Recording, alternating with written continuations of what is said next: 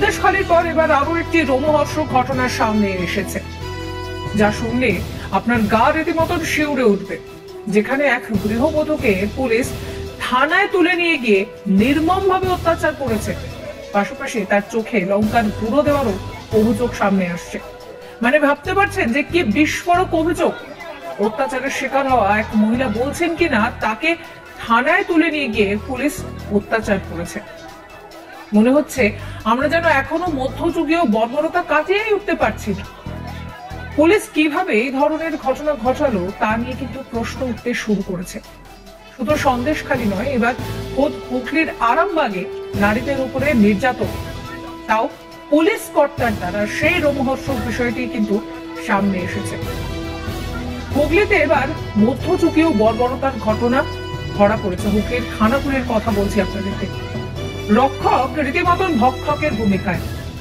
হুগলির খানাকুলের চিংড়া পঞ্চায়েতের মালঞ্চ এলাকার ঘটনা। আসল ঘটনাটা ঠিক কি সেটাই এবার আপনাদেরকে বলবো। জানা গিয়েছে যে গত বেশ কয়েকদিন আগে খেলার মাঠে খানাকুল থানার অধীনে থাকা মালঞ্চ ফাঁড়ির ইনচার্জ তুষার মণ্ডল তার একটি সোনার ব্রেসলেট হারিয়ে গিয়েছিল।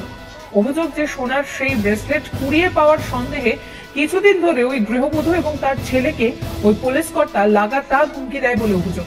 হঠাৎ ওই পুলিশ কর্তা গৃহবধূ ও তার ছেলেকে ফাঁড়িতে তুলে নিয়ে যায় বলে অভিযোগ।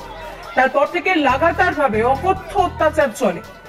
অভিযোগ রয়েছে যে লাঠি দিয়ে শরীরের বিভিন্ন জায়গায় তাকে আঘাত করা হয়েছে। কুড়িয়ে পাওয়ার কথা অস্বীকার করলে তাকে অকথ্য অত্যাচার করা হয়, সঙ্গে লঙ্কার গুঁড়ো চোখে ছড়িয়ে দেওয়া হয় বলে অভিযোগ ওঠে। তারপরেও যখন তাদের কাছ থেকে সোনার ব্রেসলেট উদ্ধার হয়নি, তখন রাত 1:30 নাগাদ তাদেরকে বাড়ি ছেড়ে দিয়ে আসে পুলিশ কর্মীরা। বাড়ি ছেড়ে দেওয়ার পর ওই গৃহবধূকে চিকিৎসার জন্য 1000 টাকা দেয় অভিযুক্ত আধিকারিক। এমনকি যাতে নির্যাতনের ঘটনা সে কাউকে না বলে তার জন্য হুমকি দেওয়ার অভিযোগ সামনে আসে। সেই ঘটনা জানাজানি হতেই ক্ষোভ তৈরি হয় এলাকা জুড়ে।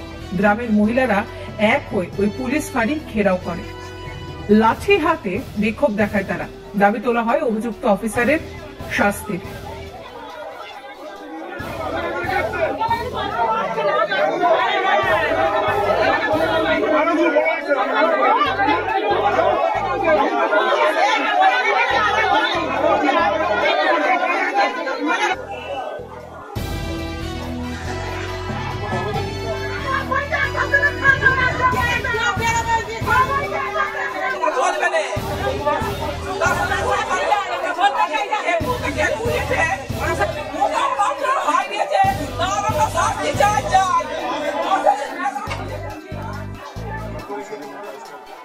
গ্রামের মহিলাদের অভিযোগ, কেন মহিলা পুলিশ ছাড়া একজন গৃহবধূকে থানায় তুলে নিয়ে যাবে?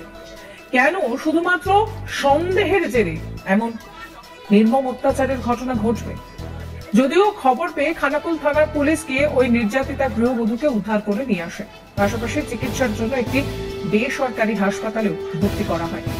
পাশাপাশি নির্যাতিতার পরিবারের পক্ষ থেকে অভিযুক্ত পুলিশ কর্তার বিরুদ্ধে থানায় লিখিত অভিযোগ দায়ের করা হয়েছে। এই ঘটনার প্রেক্ষিতে হুগলি গ্রামীণ পুলিশের এসপি কমলাশিস সেন তিনি জানান যে অভিযুক্ত পুলিশ আধিকারিককে ইতিমধ্যেই সাসপেন্ড করা হয়েছে, তার বিরুদ্ধে এফআইআরও দায়ের করা হয়েছে।